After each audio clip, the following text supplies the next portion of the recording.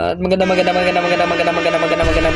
araw sa inyong lahat at welcome sa aming podcast na pinamagatang Tinig ng Katotohanan, Tunay na Martial Law.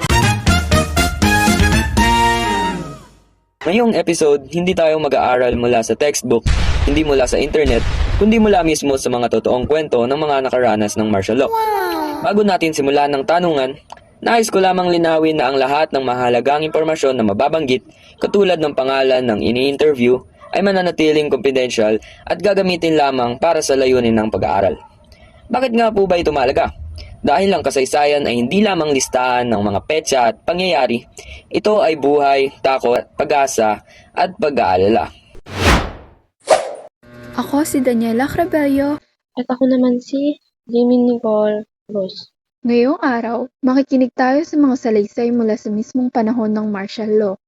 Kung paano man nagbago ang kanilang buhay, ano ang naramdaman nila noon, at ano ang hindi nila malilimutan. Minsan, ang alam lang natin ay nasa likod. Pero iba, pag mismong nakaranas, ang nagkwento.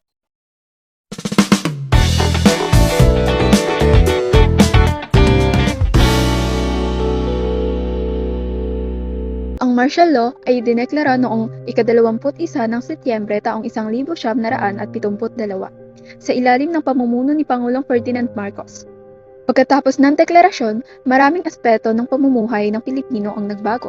Media control, curfew, checkpoints, paghihigpit sa karapatan at takot sa paglabag ng batas. May mga nagsasabing disiplinado at maayos ng panahon, pero maraming tao rin ang natatakot. Dahil isang araw, bigla na lang naiba ang mundo. Kasama natin ngayon ang unang interviewee na tatago natin sa pangalang Kitty. Ano po ang buhay ninyo bago ideklara ang martial law? Bago ideklara ang martial law, payapa ang buhay naming mga Pilipino at nasaksiyan ko na tahimik at may kalayaan pa kami noon. Pangalawang tanong po, ano po ang unang naalala ninyo nang ideklara ang martial law? Ang aking unang naalala na may deklara ang martial law ay nakita ko kung gaano tumahimik ang paligid at halos lahat ng tao ay takot magsalita dahil takot pala sila na baka abusuin sila or dakipin. Grabe pala ang pinagkaiba ng buhay ng Pilipino bago at pagkatapos may deklara ang martial law. Ang huling katanungan ko po ay, ano ang pinakamahalagang natutunan ninyo sa panahon na iyon?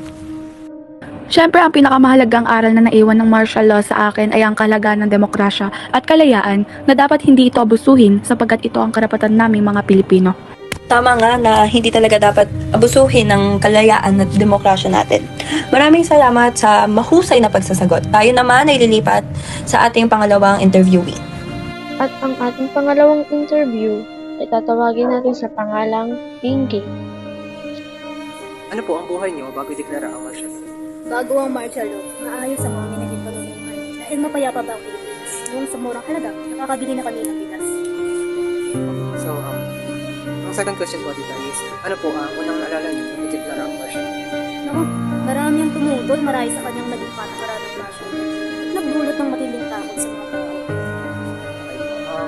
Third question po is, ano po ang naging normal na pamumuhay simula na nagkaroon ng martial law? Ang pamumuhay na dating marangya ay napawi. Nabalot ng pangangamba at takot, lalo na dahil sa pagtitikip ng patakaran na naging resulta na ng pagtapak sa karapatan ng tao. Tulad na lang ng paglabas sa tahanan.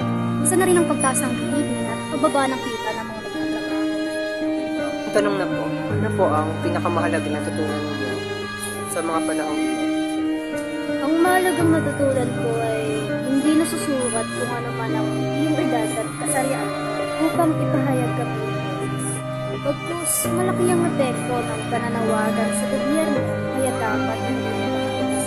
Mahalaga rin ang pagkakaroon ng pagkabayas sa mga. Naging matagumpay ang layunin na nais ipahayag. Ang layunin ito ay layunin na ipaglaban ang ating mga. So, tita, nais ko lang po magbigay ng pasasalamat sa pagsagot niyo sa aming katanungan. Naway magbigay po ito ng kaalaman sa ating mga tagapakinig. Maraming salamat po. Maraming salamat sa aming mga panauhin sa pagbabahagi ng kanilang alaala at tapang. Sana mas dumami pa ang kabataang handang makinig, umunawa at matuto. Muli, ito ang Tinig ng Katotohanan, Tunay na Martial Law. Nagbibigay boses sa mga kwento ng nakaraan para gabayan ang henerasyon ng kinabukasan.